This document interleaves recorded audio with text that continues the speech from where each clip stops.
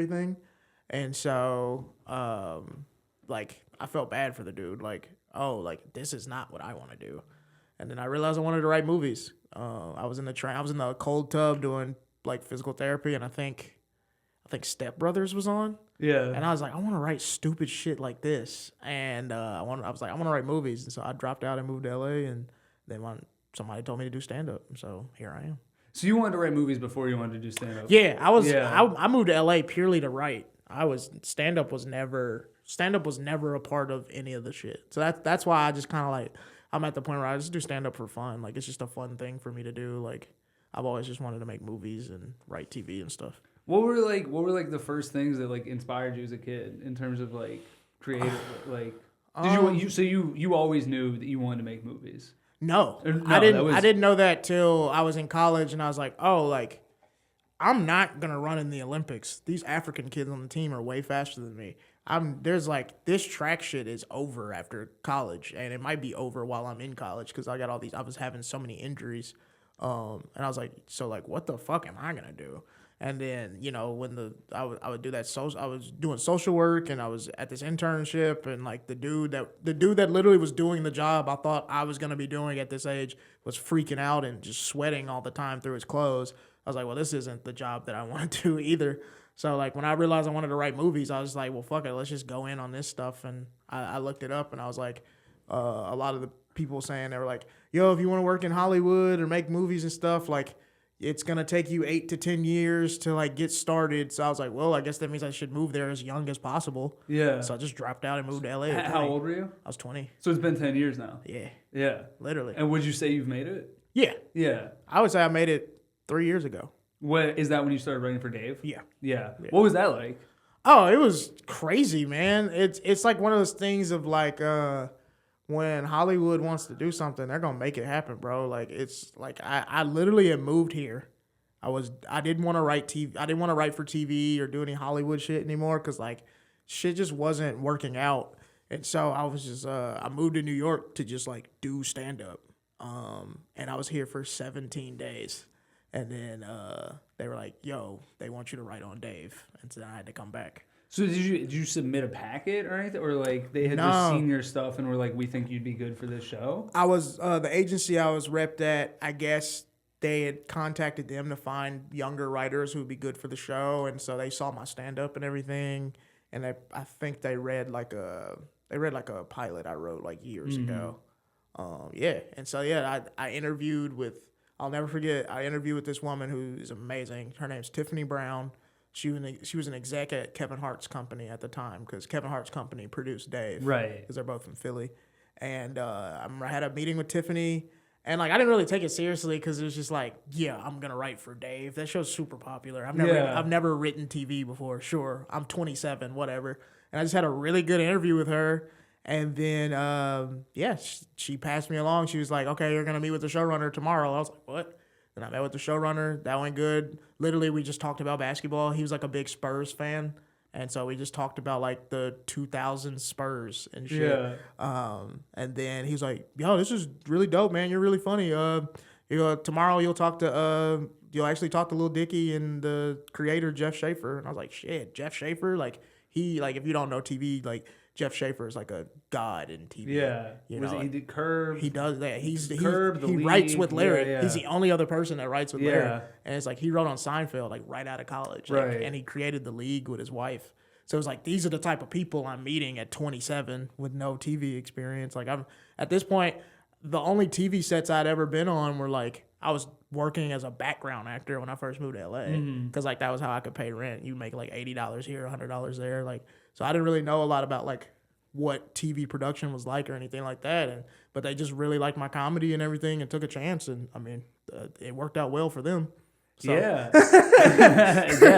It seems like it worked out well for both. Yeah. So you were on, was it just the last season or the last two? Just the last one? Season 3, yeah. Yeah. Did you know, like going into that season, were they planning on ending it? No. Because it didn't, as somebody I was just a fan of the show, it didn't feel like it was going to end and then just suddenly it was like, oh, it's over. No, that wasn't the plan up top. That was more of after he did the season, he was just like, I just don't think he felt like there was any more to do with it. It's a bummer because it was such a good show, and Yeah, I I wanted another job. I know, yeah, especially for you working on it. I felt like Yeah. there was a lot more that they could do. Were you a fan of the show before working on it? I liked it. Yeah. I wouldn't call myself like a fan of the show, but I really did like it. I thought it was because like when the first season came out, it was like, oh, this is different. This is cool. Like this is interesting because like I like Dave and Atlanta definitely get compared to each other a lot because they're both about rap and Sure, yeah, and they're both on FX, but they're very different if you actually watch them. And I felt like Dave brought like this very interesting like autobiographical Hollywood thing to it. Yes. Yeah, where Atlanta is not that. I think that's a big difference to it. Where Atlanta is much more. I mean, there's a lot more like surrealism in it. Like I know, like Twin Peaks was a big influence. Exactly. On it. No, yeah, and way different. Yeah, it also. I feel like I was thinking about this on the way here because I know about that comparison. It feels like when like players would get compared to Michael Jordan, like Vince Carter being compared to Michael Jordan. I'm like, you're doing a disservice to him by putting that label because it's like. Great player. It's not this. He's other just not thing. that guy. Yeah, and that's kind of like Dave in Atlanta, where it's like great show, but it's not Atlanta. And it's also they're different. They're different. They're both doing different things. They're both doing different things. They're also both like I think take a lot from Louis. Absolutely. Which was like very much like the first show to do that kind of thing. Doesn't like every autobiographical show steal from Louis? Yeah, exactly. Like he invented that genre. That's why he thought he was gonna get away with it. I know, and he did for a while. And now he's back. I guess. I bet that's what he told him. He's like, yeah, bro, like look, I jacked off in front of somebody, but everybody copies my TV show. And they were like, you know what? You're right. Yeah. And that's Hollywood for you. Do you miss LA at all? No. Yeah. Not like it's crazy. Like I don't even miss it a little bit. And so I hope none of my friends watch this. Like that's no slight to them, but like I don't miss LA at all. Like people ask me that all the time. Like, do you miss it? And I'm like, no.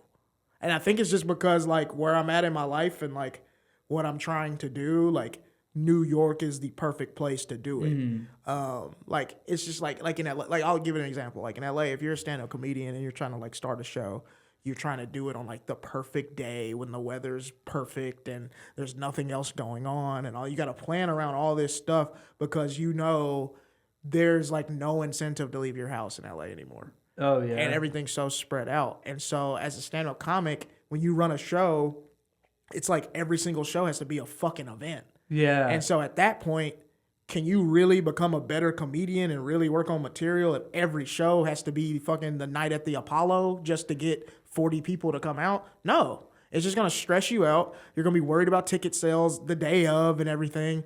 And it just gets to the point where, like, if you're not a famous comedian, LA is tough right now, dude. That's what I've heard. And that's what I've heard from a lot. You know, I think in New York, everyone's apartments are so small. There's no incentive to stay inside. Like, no matter how bad, especially right now. Yeah, no matter how bad a day it is, if it's hot, if it's cold, whatever it's like I gotta get outside. Look, everybody got a backpack. They've been out all day.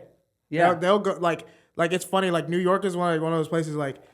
Everybody was on the train at like 1 a.m. just tired as shit because they was out all day. And so then you get back to your little shoebox and you go to fuck to sleep. You don't have time to think about how small your place is. Right. Because you've been out all day. It's always like we're paying this insane amount of money to live. Like it's to live in the city. It's not to live where it's an admission to the city. Yeah. Exactly. And so like in New York, everybody's outside.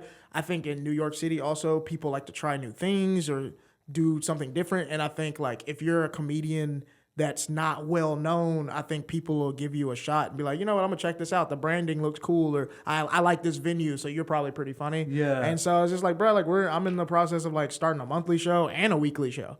Yeah. In LA, I would never do such a thing. Yeah.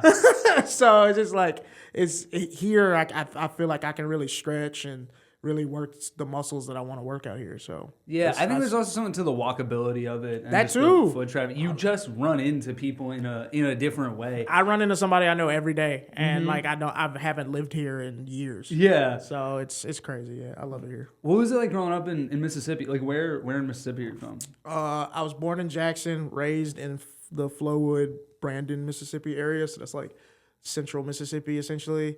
Yeah, it's just slow, dude. Yeah? Like, have you ever watched Friday Night Lights? No, but does that take place in Mississippi? No, I thought it was it's in Texas. Oh, okay, yeah. But, like, that's my town. Oh, okay. That's like big football town? But big football town, big sports in general. Yeah. Slow. Everything's surrounded around what high school kids are doing. Everybody goes to church. Everybody eats at the same places. Like, it's cool for what it is. And I definitely have some nostalgic, like romantic ideas of it or whatever, because I grew up there. But like, it's just not a place that after the age of 19 you would want to be. Yeah. Unless like it's for teenagers and old people. Yeah. Everybody in between, it's like, dude, do something. It's funny. So I went to college in Vermont, and I feel a little similarly about like Vermont, where I'm like college students and retirees. Yeah. Because I'm like, if you're like in your like 20s and 30s, there's just not, unless you're like the super outdoorsy person, there's not a lot to do there. Don't they got syrup out there or some shit? Yeah, maple syrup. Yeah, Okay. that's big. That sounds like a retired person's thing.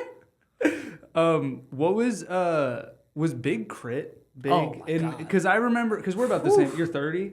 Yeah, I'm 29. I'm 31. So we're about the same age, and I remember like in that blog era, Bro. Was he like the biggest thing in Mississippi? Dude, Big Crit was the shit, bro. Like everybody fucked with Big Crit. He's from Meridian, Mississippi, which is like a small town on the way to Alabama. I only know the name because it's where he's from. Yeah. Bro. That's and Haley Williams from Paramore is also from Meridian. Is she really? Yeah, so like two of our like modern music, because Mississippi has like so many music stars and everything. I mean, from Elvis to BB King to, you know, like all that shit. So it's just like, but our two modern Mississippi music stars are both from Meridian. Big Crit. My uncle is in one of his like earlier music videos, like before he popped. Wait, which song? I have to ask him because it's like one of those like he wasn't like Big Crit yet. Was it what? Do you know what like mixtape it was from? I don't know, because I think it was maybe like it's probably like 2005, 2006. Oh, okay. Like early. Like, yeah. It was not the blog era yet. Yeah. I'll have to ask him though. But, I was a big fan of Big Crit like when I was in high school. and I still am a big fan of Yeah. like my dream is to like make a movie set in Mississippi and have Big Crit narrate it. Oh my God, that would be amazing. He has such a great voice. He's the perfect voice. Because he's one of the, like, anytime that he would have like a talking interlude, oh my God, he has an incredible speaking voice. He's the best, man. And like he really fucks with comedy too. Like he fucks with like the 85 South guys and everything like that.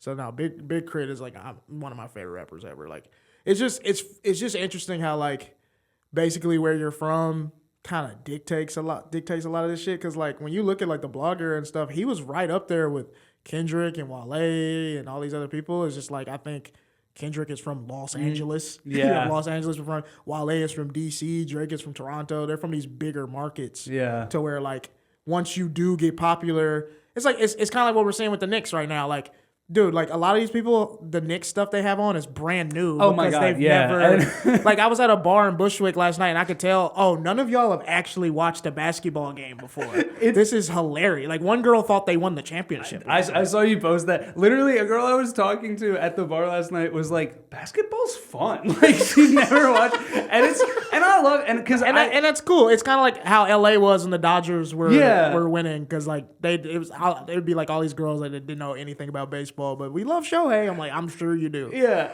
But yeah, everybody here, their Knicks stuff is for the winter. The Knicks don't ever make it this far into the summer. I know. I've never. So, because I grew up in Pennsylvania, where like me and my brother were like the only Knicks fans, and now it's been so funny just seeing over the last few years, which it has been cool that they got good. I don't want to say it's because of me, but they did start to get good once I moved when here. you moved here. I mean, bro, they went 17-65. What, 4 years ago? No, that was more than that. That was like 2021. That was 2018, I think, because I Okay. think that was what led us to getting. It was like the 18-19 season, because then we drafted RJ. Okay. Yeah. Yeah, I feel like either right before the pandemic or like y'all like hadn't even won 20 games. So like, Yeah, and then hey, I'm happy for it was y'all. because then 2021 was like the post-pandemic season where they made the playoffs for the first time since 2013. Yeah. But yeah, it is funny. All my like friends that are now like huge Knicks fans as of the past couple months. You just live in New York. I know, and it's awesome, and I love it. And that's it's cool, dope, you know. It's dope, but like that's why I'm saying like when Drake got famous, of course, all of Toronto is fans now. When Kendrick gets famous, all of LA is fans. So when Big Crit gets famous, all of Mississippi is his fans. That's 4 million people. Dude. Yeah, like, it's not.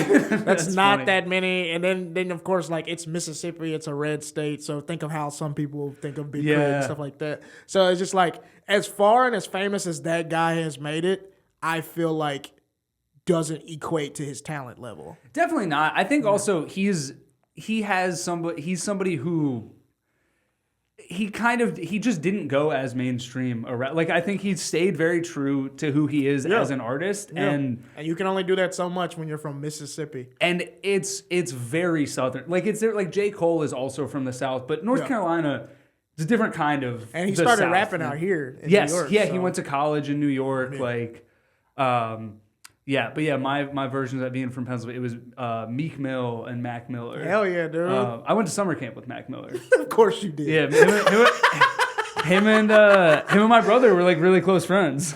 That's so funny. It's always funny hearing stories like that. Like, I was hanging out with this girl in LA, and she's from Kentucky, and she said her sister went to summer camp with Jack Harlow. Yeah.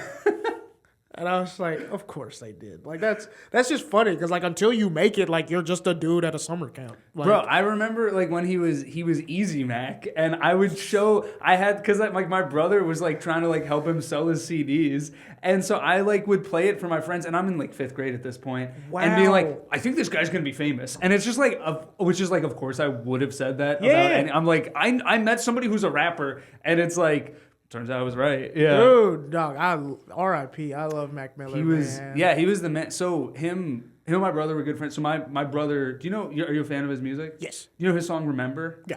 That's written about my brother. Really? Yeah. Yeah. My brother died when he was 20, and that. Oh my God. Yeah. So that song was written about him. So they were really close, and then he like. Me and him became friends after that. Really? Like, yeah, he was a good dude. Wow. And he loved Crit. He was a big. I know he did. Loved Big Crit, bro. And I'd say 2 things about him. Like, one, I got to shout out one of my friends I grew up with. Shout out Nicole Murray. She burnt a CD when we were in high school. Like, we had all just like started driving. She burnt me a CD with Blue Slide Park on it, and she burnt me a CD with the Kids mixtape on it. And like, I would just listen to those like driving around my little hometown like every day. So I really got into Mac Miller. Like, I introduced my little sister to Mac Miller and stuff. And then, like, one thing, like, a lot of people don't know about Mac is, like, he's such a big deal for just, like, rap history in general. Like, he put a lot of people on. Dude, like, Vince Staples even says, like, the dude kind of taught me how to rap. Mm-hmm. And, like, the amount of people, like, when he moved to L.A., he'd just be like, yo, pull up to the studio. Mac Miller is kind of like the foundation for like a lot of like blog era and then like afterwards rap. Like, that dude brought a lot of people together and like, and just like introduced a lot of art, like artists that we love that work with each other. A lot of them met through Mac. Yeah. Like, that's so cool. But I love Mac Miller, man. So that's crazy. Like, you like knew him. Yeah, I like knew him. Yeah, wow. Yeah. That's sick, bro. Yeah, he's from Pittsburgh. He's from Pittsburgh, yeah, and I'm from Harrisburg. Okay. So, so I'm from like 3 hours from here. Dude. Yeah, I headlined Pittsburgh in 2024. To this day, it's one of the best shows I've ever done in my life. There was nothing out there for them to do. Yeah. There's nothing there. When I got to it's like these guys, they run a show at like a restaurant and bar thing, and it's probably seats like 150. And I got there like, yo, dude, we sold out like all the pre-sales. Like, we don't even have like walk-up tickets. I was like, what? He's like, yeah, man. And then I saw it, and when the people got there, it's like there was nothing else for them to do. Like, because like when I got to Pittsburgh, I was like, where's like all the stuff? Isn't this like a major city? And then I forget, like, Pittsburgh is a major city because of like the steel industry a long time ago. Yes. So a lot of people moved to Pittsburgh to work there. And then once that wasn't as big of a thing anymore, everybody just stayed. Mm-hmm. So that's why there's just a lot of people in Pittsburgh. Yeah. I definitely was just like, where's like all the stuff? And they were like, yeah, we ain't got that, bro. And it's funny. I feel like Pittsburgh, in terms of like sports fan, like literally every single person in that city is a Steelers fan. Everybody. Like, more so than I've seen from like in any other sport, any other team. Yeah. And it's not just when they're good. It's all the time. They like the Steelers regardless, bro. Yeah. And then it's also interesting, like they're a town that I don't think a lot of towns have this where like every team is the same colors. Yeah, they do. I wish more places did that. Right. Yeah. But yeah, it was just like, yeah, like if the Dodgers and the Lakers were both purple and gold, like that would make them so much more money. But yeah, it's just like the Penguins are black and yellow, the Steelers are black and yellow, and the Pirates are black and yellow. So like you're fans of all three teams because of that shit. It's very interesting. Yeah. So growing up in Mississippi, like what were you into as a kid?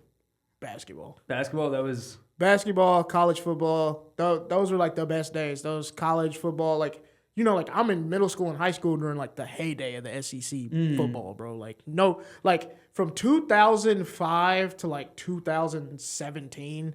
No football conference could fuck with the SEC at all, dude. Like, and so it was just so fun to like be in the South playing football every Saturday on CBS, watching SEC teams fuck each other up. Yeah. Like, I mean, Mark Ingram, Tim Tebow, like it's just like that shit was super cool. Like at the time, you don't understand like how cool of an era it is until it's over. Like it's just like that Cam Newton run is like one of the greatest things I think that's one of the greatest things to just ever be on TV. Yeah. Like that, like he was too good to play college football, and he hadn't started in a college football game yet. Yeah. Like, that's insane.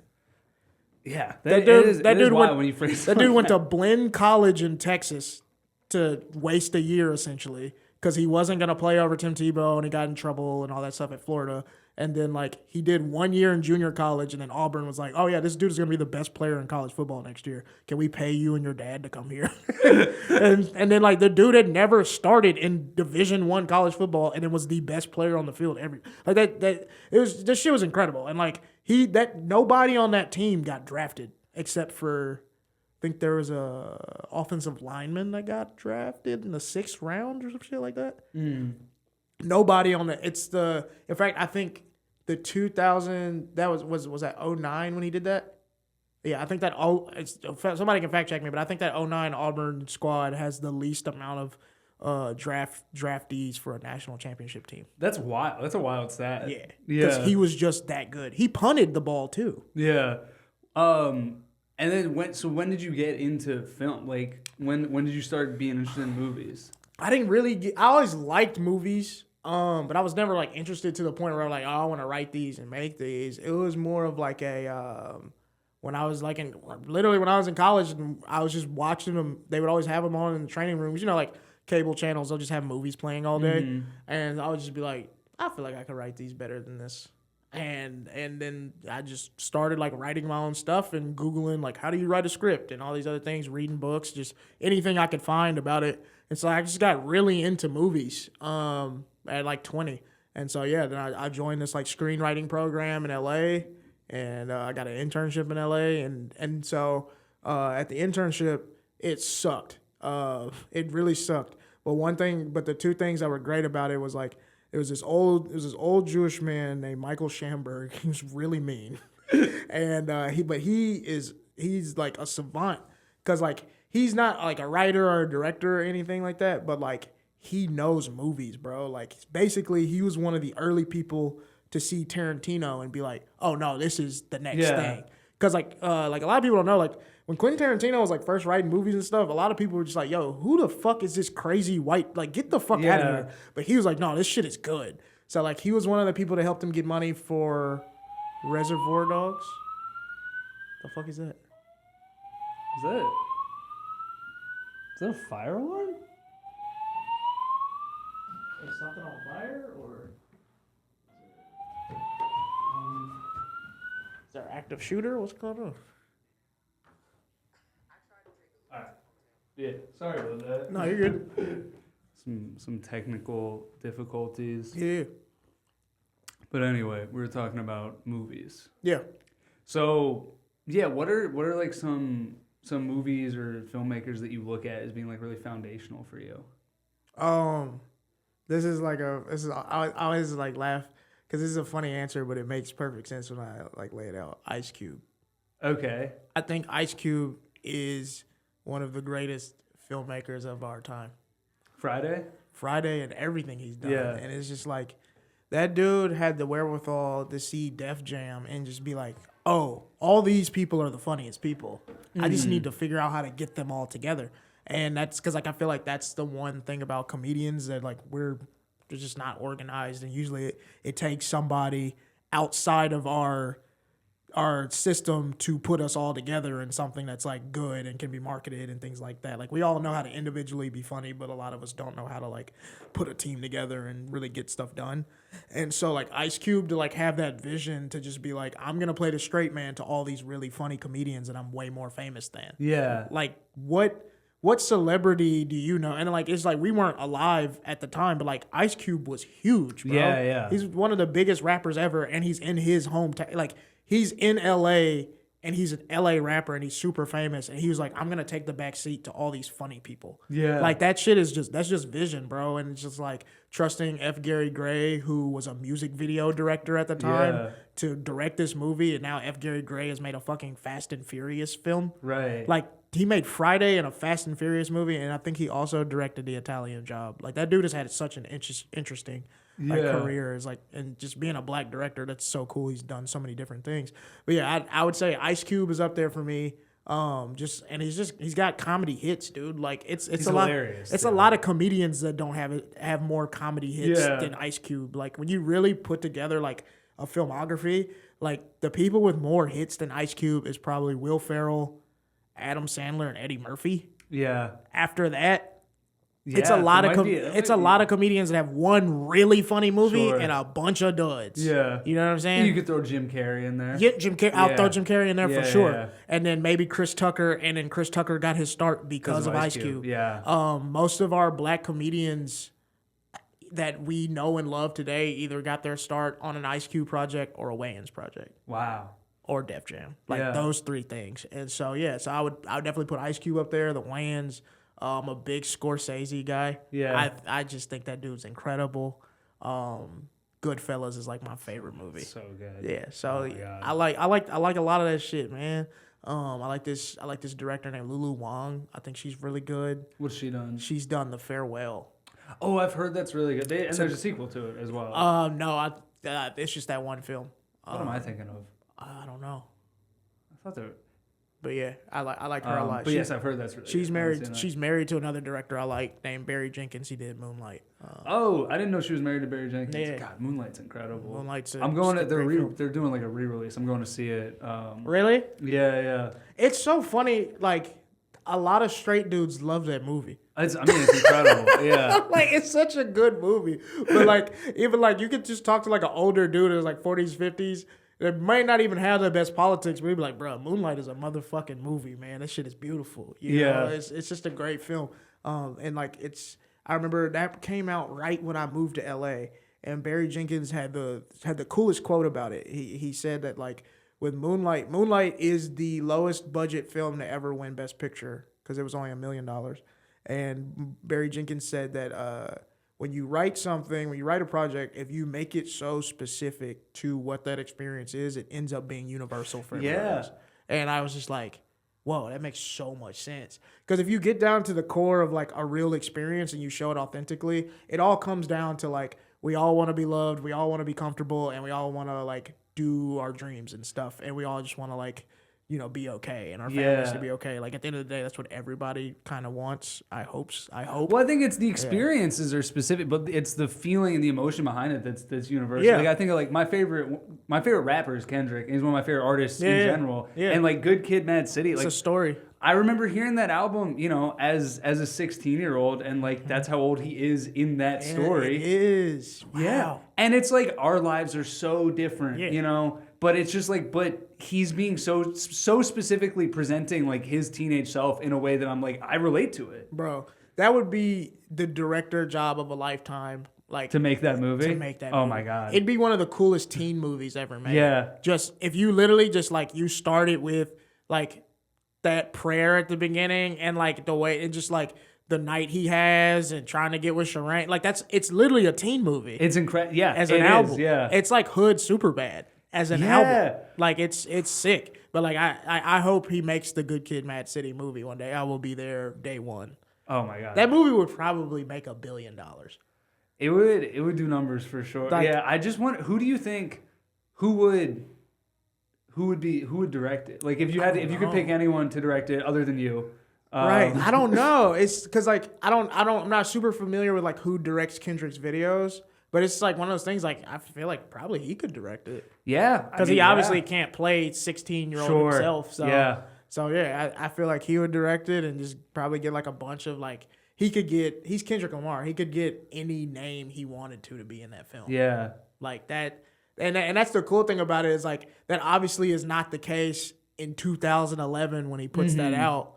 But now in 2026, he's one of the biggest rappers ever and just had one of the biggest moments ever that like now like anybody would work with him to be in that film. So it's like really cool to like put that out just like off raw of like this is what happened, and then 15 years later you're so big. Like if he wanted to make that movie tomorrow, he could. I wonder if he ever will. I don't know. It's the same thing with like Donald Glover. Like he needs to make that Because of the Internet movie. Yeah. Oh my God. I remember being in high school when Because of the Internet came out. Bro.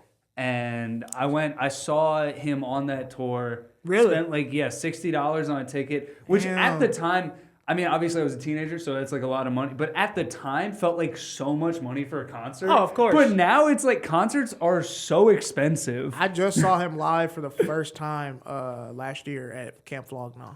Oh, I watched the I watched the video, shit, man. the stream of it. Then I got to meet him a couple months ago.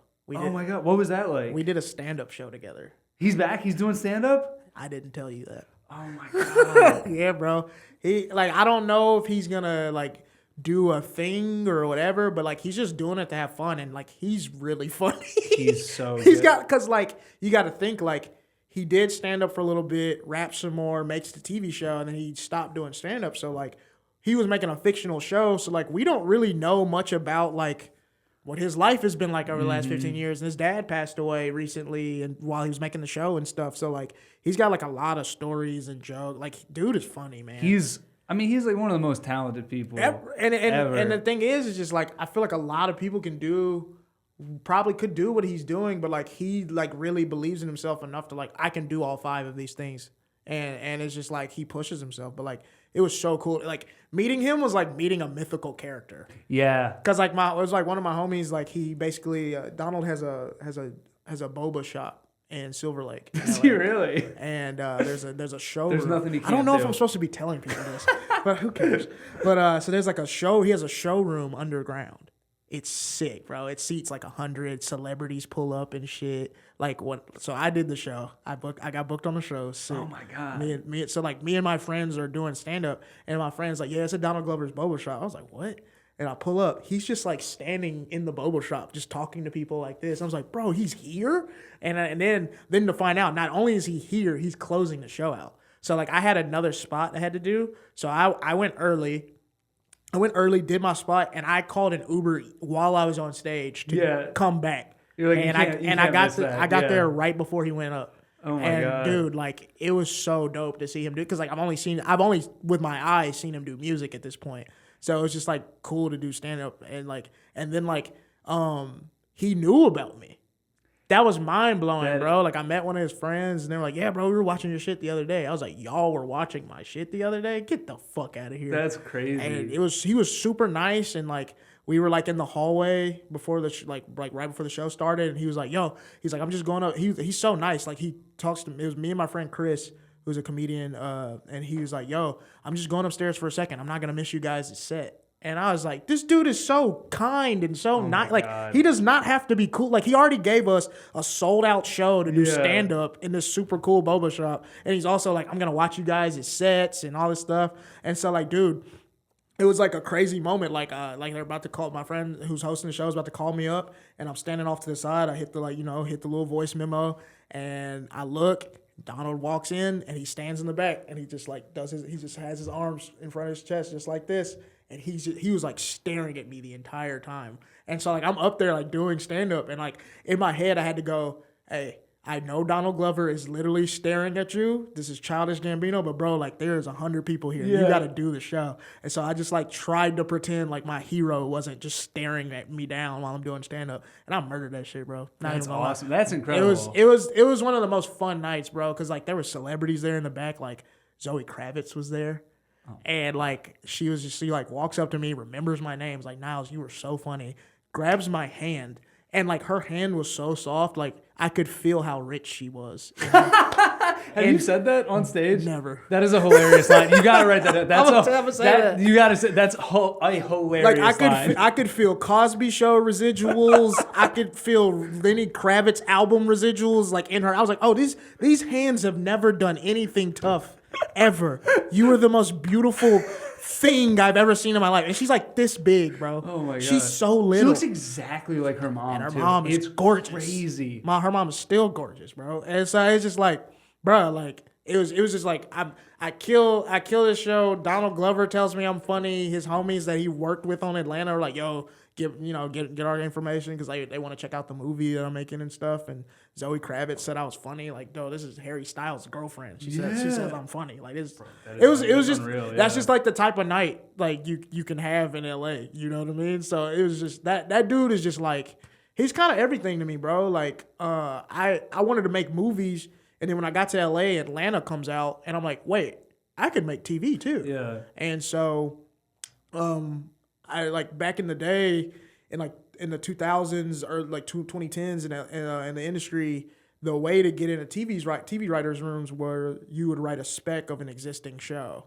And so like ABC had a competition, Nickelodeon had a competition, WB, HBO, NBC, they all had these competitions where you write a spec of an existing TV show, you send it in and you turn it in, and basically they pick winners out of that, like 5 or 6, and you're put into this development program. And then from that development program, then they put you in a writer's room. And so like those were cool because they were like diversity hires essentially. So like the writers' rooms, they weren't paying for you. The diversity program is paying for you. And so that was the way to make it into a room. So at the time I'd heard this story about how like Donald had written a Simpsons script when he was at NYU, and his professor loved it so much that he slid it to Tina Fey. And so I was like, all right, well, if Donald Glover wrote an episode of a TV show, I need to do that. So I literally watched Atlanta season 1 every day for a week. I would just like, it was like after the complete show had come out, so I would just watch every episode every day. And I was just like downloading all the shit in my brain until I came up with an idea for like what season 2 would start as. And so I wrote my own episode and I submitted it to all the fellowships, and I didn't get into any of them. Yeah. No. And I was like, I don't know, bro. I think this is funny. And I remember sending it to some friends, and they were like, dude, this is hilarious. Like, this would be an episode of the show. And I was like, I know, right? But I didn't do it. And then year 2 came around, and I submitted it again, and still I didn't get picked for anything. And I was like, well, sending the same script twice, like, I think that's over for that one. Yeah. And so I was working in this warehouse in the Valley. It was like a weed company warehouse. And it was around the time where Donald had signed an overall deal with FX. And he was supposed to be making a Deadpool cartoon. And so what happened was the cartoon got canceled. And so FX put out this statement like, Donald was too busy, so that's why we're not making the show anymore. And so the next day, he writes a Deadpool episode that is a pilot, but also makes fun of the fact that the show's not going to get made anymore. And he just tweets, I wasn't busy. And he tweets the whole entire script page by page, and it went viral and went crazy. And I was like, I'm going to do that with my Atlanta script. So literally the next week, I tweeted my Atlanta script page by page, and the shit went viral, bro. And then Roy Wood Jr. saw it, and he hired me to write some stuff for Comedy Central for him, and I've just been writing ever since. Wow. And so was that the first like viral moment that you had? That was my first viral moment, and it was because of Atlanta. I remember like before I knew you, like I knew who you were through Twitter. Yeah. And like just seeing you on Twitter. It's weird to not have that shit no more. But I'm so glad to not have it anymore. But I deleted that shit. Fuck Elon. He ruined a good thing. He really did. Like, why would you ruin Twitter just to win an election? Like, that shit's crazy to me. But I was. X is such a dumb fucking name. It's fucking terrible. Not bro. that like Twitter is like, not that I'm like that's the best name. But ever, it was but different it's like, though. Like Twitter, like, and it's fun to say X. Like that's it's trying too hard to be cool, which is Elon's whole thing. It also still says, if you go on, it still says X, formerly Twitter. Like that's what it's. So it's like, if you have to use the. Yeah. It sucks over there, bro. When dudes started using AI to undress women on the app, I was like, I'm out of here. So I deleted that shit. Have you seen Rami's joke about that? No. His joke, it's Is about it on his new special. Yeah, it's in his I still need to see that. It's in his new Rami. special, and he's like, and there's just no way to like make this so it can't happen. Well, I guess there is one way. If like every woman was covered from head to toe with just space for them. And he's Middle Eastern. Yeah, so he's Muslim. That's funny as shit. Yeah, that's funny. God damn, it's funny. He's good. He's really good. I like him. You met him? No, I've never met him before. I'd love to. I think we have a lot of similar. I'd love to meet him. Yeah. But yeah, that's Atlanta. I feel like Donald Glover in Atlanta and all this stuff he did is definitely kind of like made that kind of helped my trajectory of just like showing me. It's like I feel like that show showed like what's possible.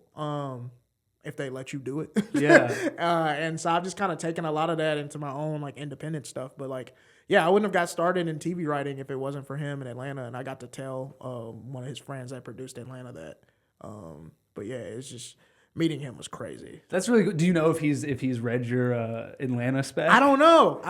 I'd love to talk to him about it Yeah. like one day or like send it to him and see what he thought or be like, yo, would this have been an episode? Like just to ask, But yeah, no, it was just surreal. It was like one of those moments like, all right, I'm actually doing it. Cause like, not only did I meet him, I got to meet him doing the thing we both do. Yeah.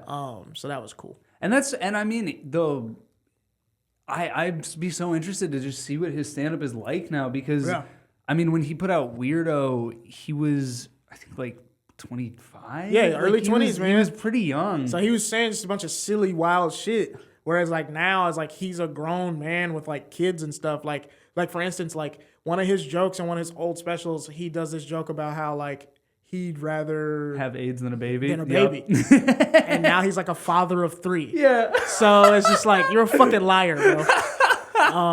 So it's just like, yeah, his stand-up is just different now. Like, it's like, he told a lot of stories and just like, and then also, he wasn't like super famous then. Like, he was starting to get popular, whereas like now, he's an A-list guy to like, we're like, yeah, we'll come pay you to make Yoshi noises for the Mario movie because you're Donald Glover, So it's just like, he's an A-list dude now, and he's doing stand-up as an A-list person.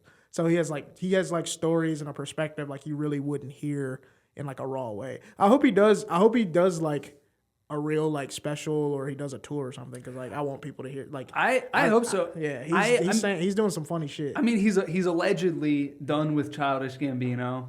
Doesn't he say that like every 2 years? I never believe a rapper when they retire. Never. It's just we have too many Jay-Z's retired 3 times. Logic retired and has put out like an album every year. I wouldn't be mad if Logic retired.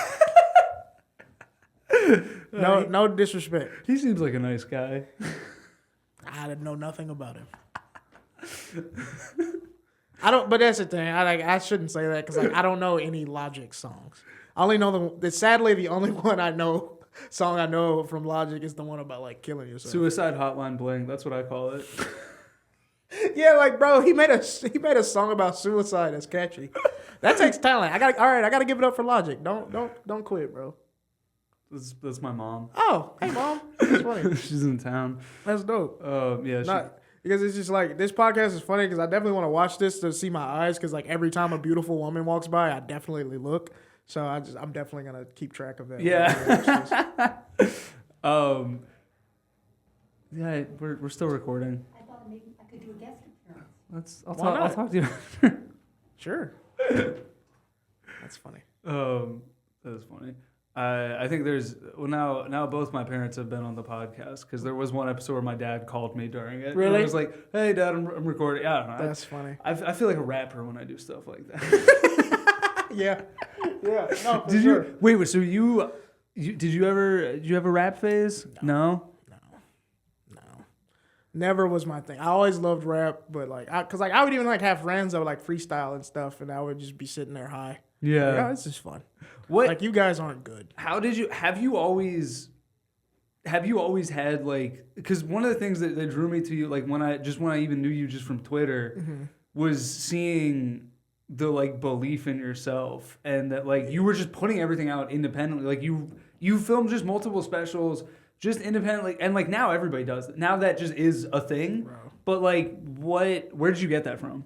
I think just being a really good athlete. Yeah. Yeah, dude. Like, I was a really good athlete, and my dad was a really good athlete. Like my dad was like one of the top like baseball and football players in California.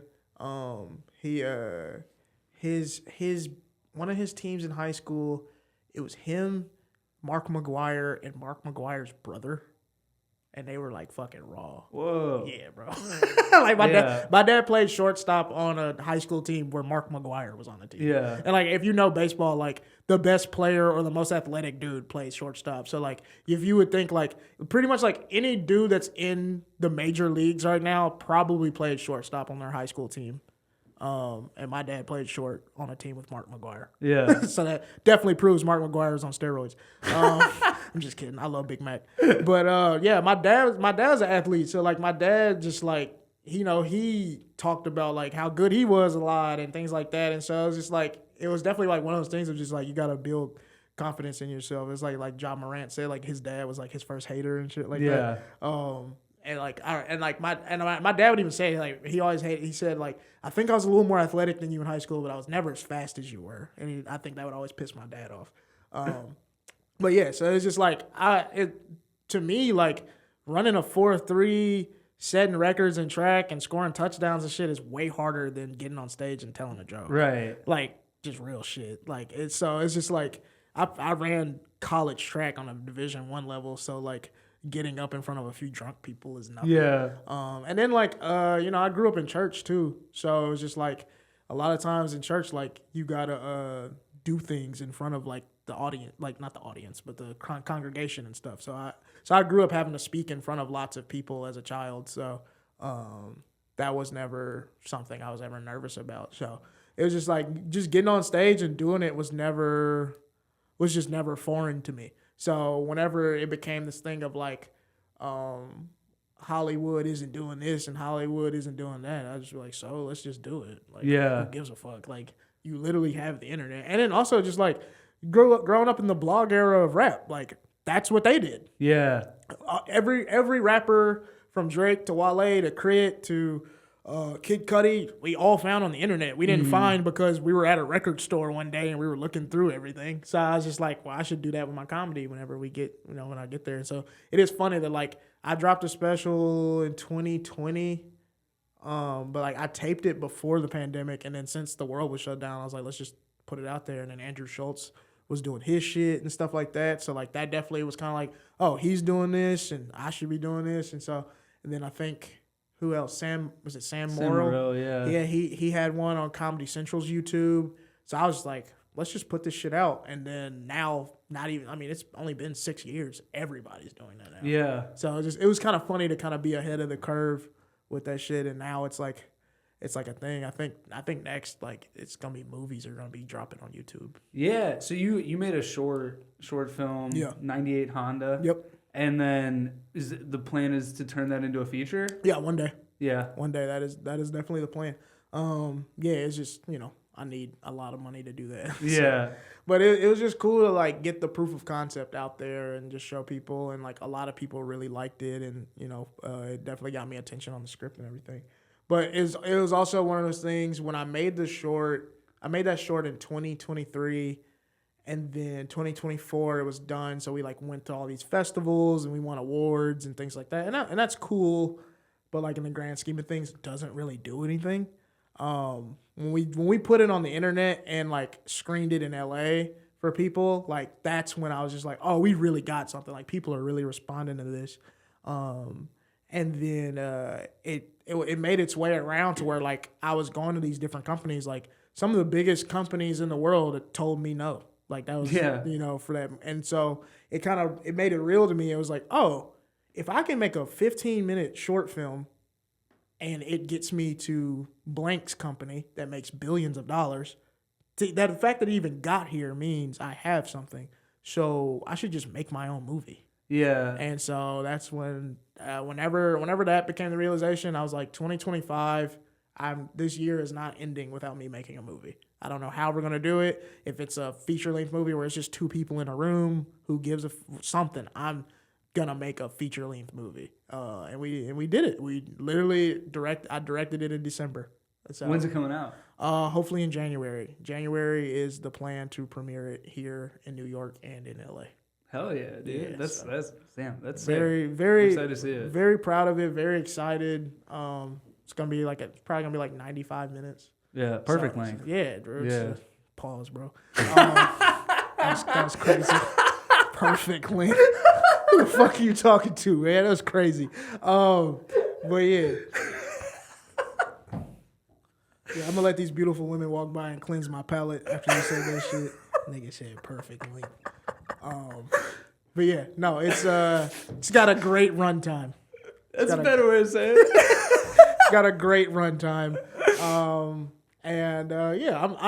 I'm excited for people to see it because like I've seen it a million times, and now we're working on like the color grade and all the nerdy stuff like the music and the sound mix and shit like that. Stuff that you don't think about until you make something. Like you're watching a movie, you don't think of any of that shit unless it like it's fucked up.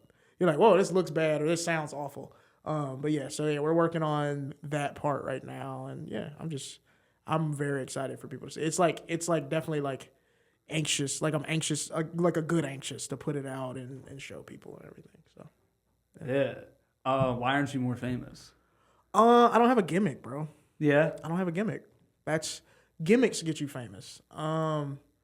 Gimmicks get you famous, and then I think also things just happening at the right time.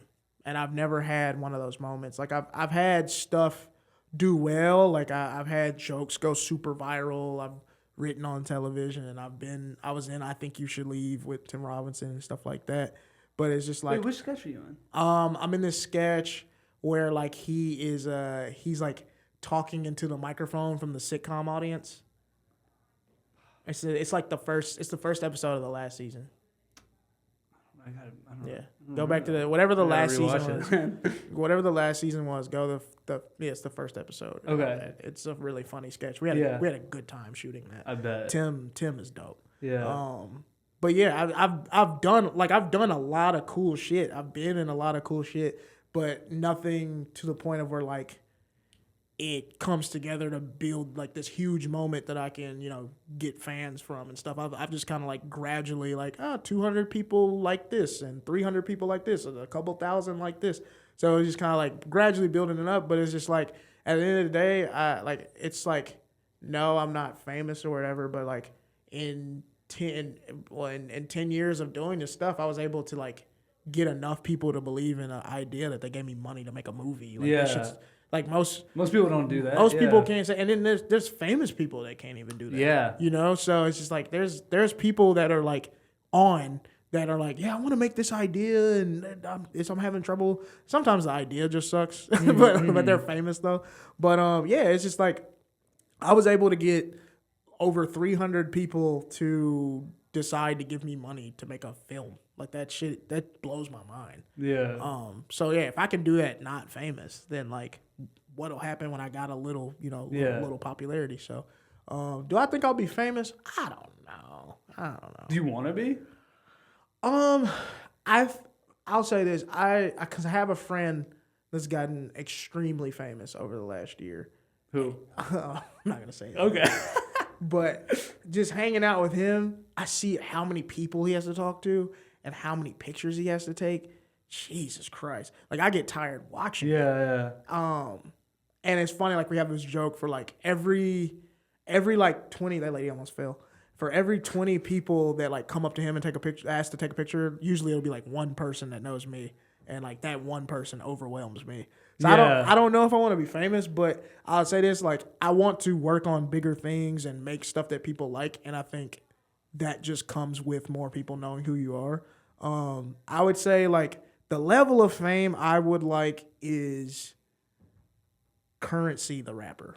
Oh, okay. Currency. Very much like a cult fan base. Yes, that, like, I want that. Yeah. That dude can sell 800 tickets in any city. Yeah. He can sell his merch, and when he puts out a project, people listen to it. Millions of people listen to it, and he's low key. Even has a line in one of his songs where he says, "Famous enough to get into the club for free, but not famous enough that people keep bothering me. And like that's good. Yeah. That's perfect. That is a good level. That's because currency could walk down this street and be perfectly fine. Yeah. Jay-Z could not. No.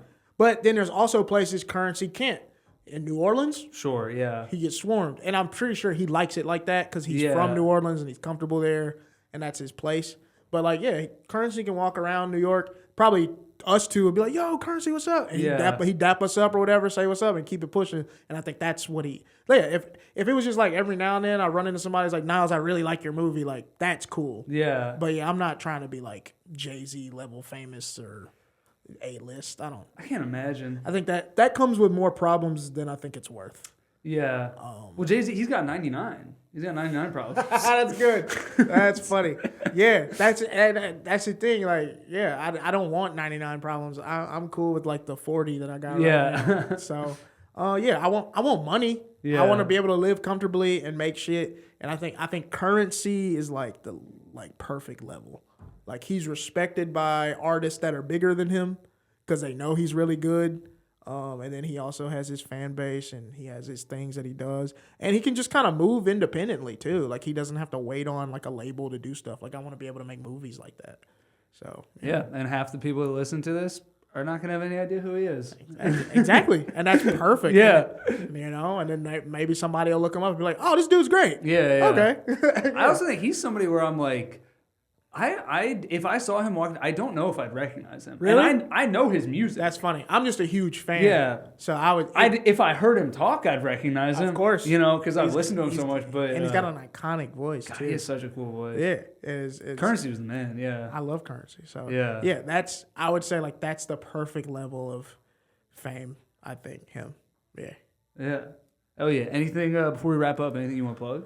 Yes, I would love to plug my film festival if I could do that. Yeah. Cool. We can cut like a little promo clip here. Yeah. Hey everybody, I have a film festival. Film festivals suck. That's why I started one. It's called Foot in the Door Fest. There's a website, footinthedoorfest.com. You can submit your films there, short films, feature films, documentaries, whatever you have. We're looking through everything. We want to curate just a great weekend here in New York of films and in LA the next weekend. So if you're on the East Coast, submit a New York film. If you're in LA or you're on the West Coast, submit an LA film. If you're in the middle or in between, pick which one you would like to go to. I just want to be able to platform and curate as many films as possible. We're going to premiere my film, The Booth. We got a lot of buzz on the movie, so I want to use that buzz to just trickle down to everybody else and show everybody shit. Also, a lot of questions have been asked about like, hey, if I've already put it online or I've already been in a film festival, we made it last year. I do not care. We're not like these other stingy, stuffy film festivals. Like, yo, if it's dope, submit it. I don't care if it's been on YouTube for a year or two. If it's dope, submit it. We just want to put together the best lineup of films and pilots and docs for a great audience. And if you want your stuff to get screened on a big screen, submit to Foot in the Door Fest. And I will see you in January. Submissions close on Halloween. Thank you. Hell yeah. Yeah, I'll throw like a link to Appreciate it in there. Yeah. Thank you, bro. Yeah, Niles Abston. I appreciate it, because I needed like a video explaining all this stuff, so I'm glad I was able to knock that out.